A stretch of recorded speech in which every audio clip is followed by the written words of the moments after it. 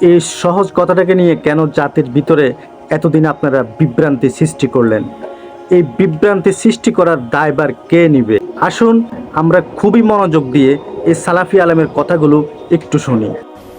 মানুষ বিভ্রান্ত হয় দুইটা জায়গায়। কয়টা জায়গায়? এক, মানুষ যখন নিজে মাতাব্বরি করে কোরআন পড়ে কোরআন নিজে বুঝতে যায়, সহি বুখারী নিজে বাংলা অনুবাদ কিনে নিজেই ফতোয়া দিতে যায়, তখন মানুষ পথভ্রষ্ট হয়ে যায়।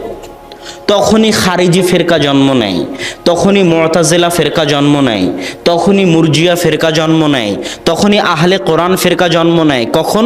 যখন কোরআন এবং হাদিস নিজে নিজে বুঝতে চায়। আমি মনে হয় বুঝাতে পারিনি।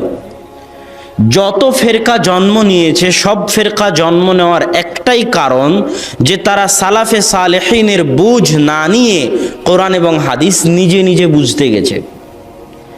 আর এক জায়গায় বিভ্রান্ত হয়, সেটা কোন জায়গায়? সেটা তারা কোরআন এবং হাদিসকে একদল মানুষ নির্দিষ্ট ইমামের পৈতৃক সম্পত্তি মনে করে না যে কোরআন এবং হাদিস বুঝবো শুধু ইমাম আবু হানিফা রাহিমাহুল্লাহর ফতোয়া অনুযায়ী।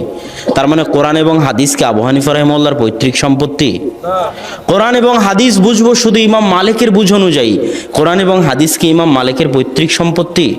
তারা অনেক বড় ইমাম রাদিয়াল্লাহু তাআলা আনহুম। আমরা তাদেরকে গালি দেওয়া তো বহু দূরের কথা, যারা এই সমস্ত মহতী ইমামদের গালি দেয় আমরা তাদেরকে মুসলমানও মনে করি না।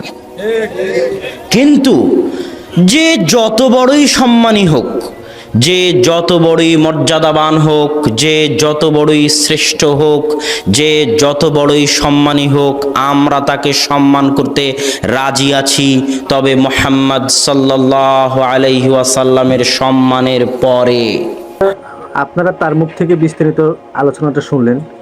প্রিয় ভিউয়ার্স, কেন তারা এই জাতের ভিতরে এই সামান্য সহজ কথাটাকে নিয়ে এত বিভ্রান্তি তারা সৃষ্টি করলো, তা আজকে তাদের মুখে কিন্তু সেই সত্যটা বেরিয়ে আসলো। কিন্তু মাঝখান থেকে সালাফি অনুসারী যারা আহলে হাদিসকে সমর্থন করে, তারা কিন্তু হক্কানি আলেমদেরকে নানান সময় নানান জায়গায় তারা গালিগালাজ করেছিল।